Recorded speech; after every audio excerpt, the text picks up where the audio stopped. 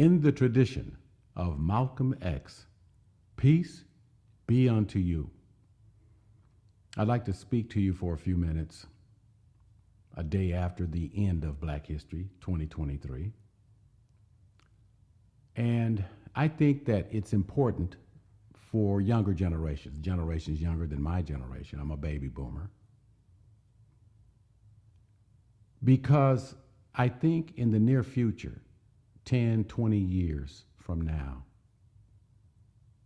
younger people, younger African Americans are going to look back and realize that Black history has ended.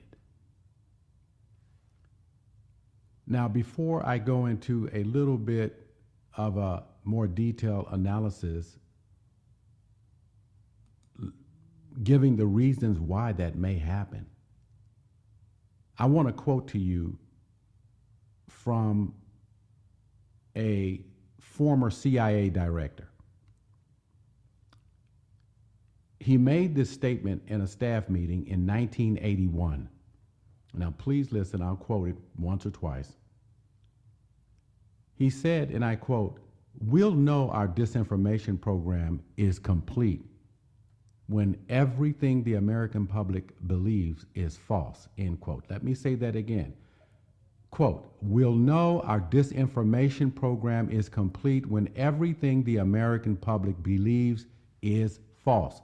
That was a statement made by William Casey in 1981 when he was the CIA director. Now, this is, if you look, an analysis using the 80-20 rule developed by the sociologist economist Pareto.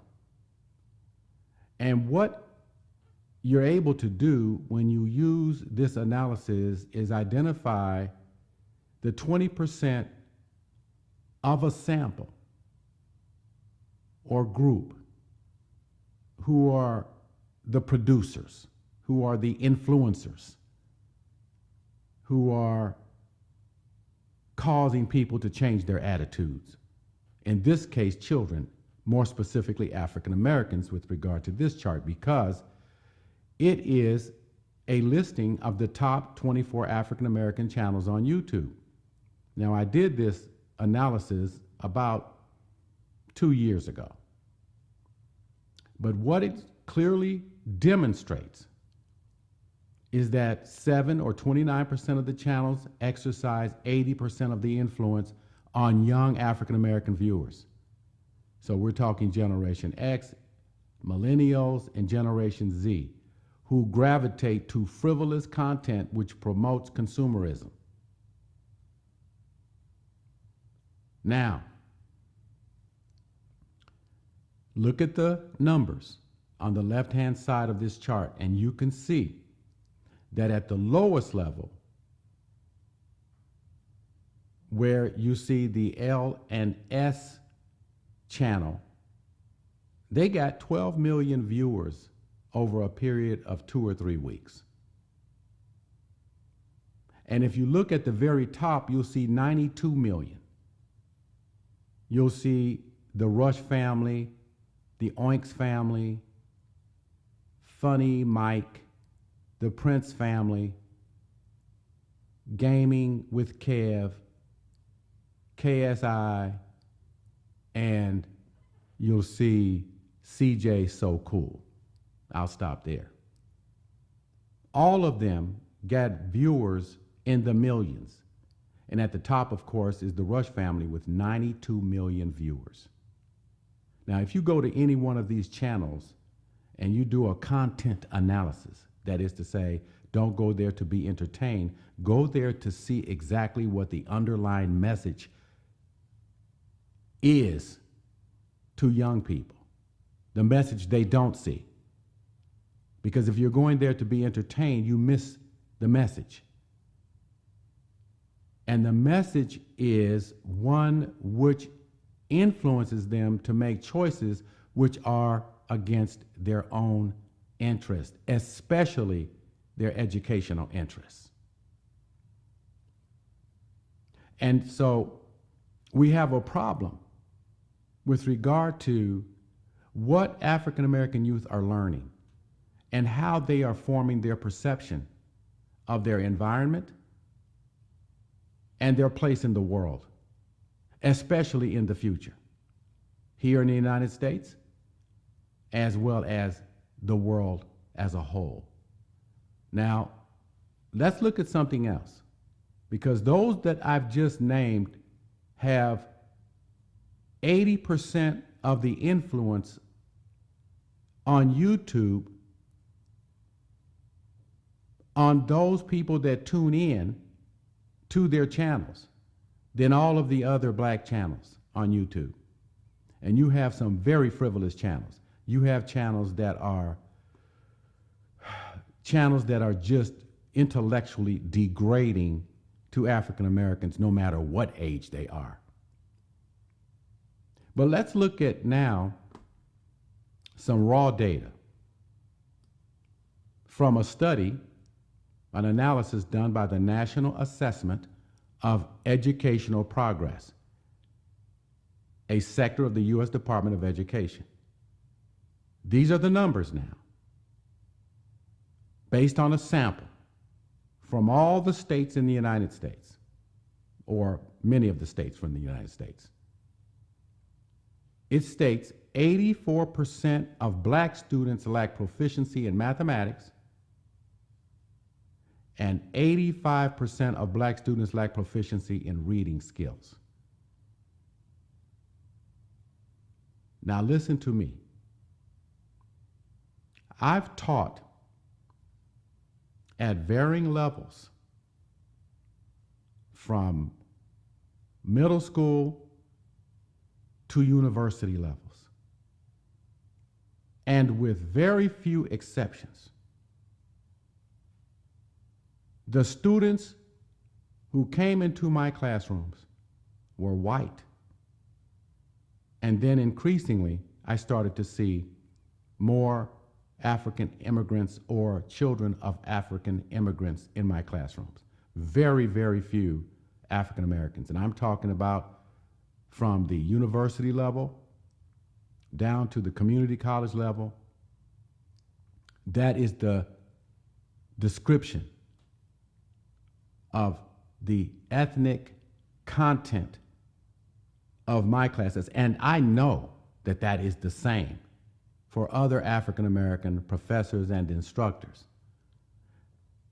In fact, as you go into the very rich university settings like Harvard, Princeton, Yale, there's very few African American professors, and there's very few African American students, which means that most African American professors are teaching white students. That's the truth. That's the fact.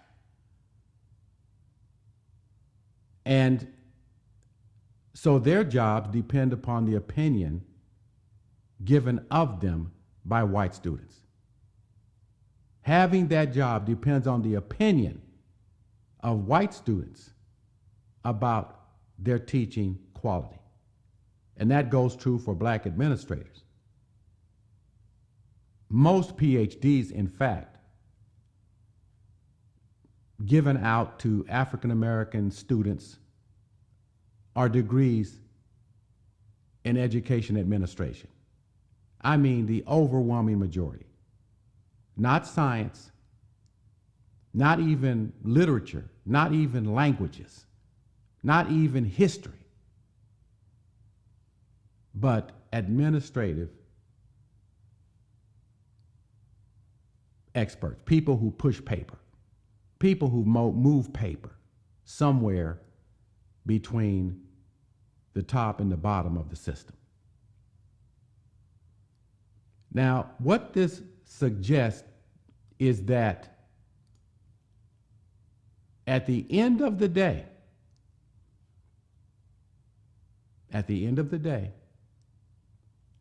we are not going to survive the technological changes taking place in this society. And where do you point the finger at? Who do you blame for this? You can say, well, they're not giving us enough money at the elementary school level, at the middle school level, and high school level to prepare the children. But wait a minute. It's not all about how much money is pumped into the system. Ultimately, we have to face the fact that there's too much family dysfunction. And there's too many African American parents who are uneducated themselves and so cannot help their own children. They have no idea what to do. They don't read themselves because they lack proficiency in math. They lack proficiency in reading. And their parents lack those same skills. And the chain goes back to slavery itself. We will not survive the 21st century when we have over 150 to 200 million children addicted to frivolous YouTube channels and TikTok, throw that in, and celebrities, throw that in, who dominate the scene, blocking our vision of what we ought to be looking at and the goals that we ought to have. No person in their right mind would say to you that we have a chance that disposes us to success. No one, not looking at the data. So I don't want to stretch this out. You can see the 80-20 bar chart that I have. You can see the quote from the National Assessment of Educational Progress on our lack of basic skills in reading and math. And you can see the quote that I read to you. You have to understand, from the very beginning of our lives, there has been a continuous disinformation program to lead us away from being competitive and from being competent in the pursuit of the skills that we need to succeed and to have families, to have stable lives. And so what you get is what you see. You see the breakdown of the black family, the decline in the population of African Americans by virtue of a decreasing fertility rate, and you see increasing clownishness amongst our youth from every angle. And we are powerless. We are powerless to do anything to change it.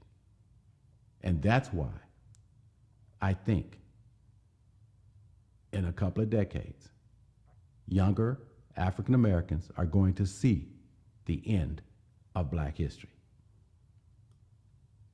And that will be a terrible, terrible day for them to understand that they are in serious, serious trouble and that there will be no way out. I am Dr. Stephen Nur Ahmed. Peace be unto you.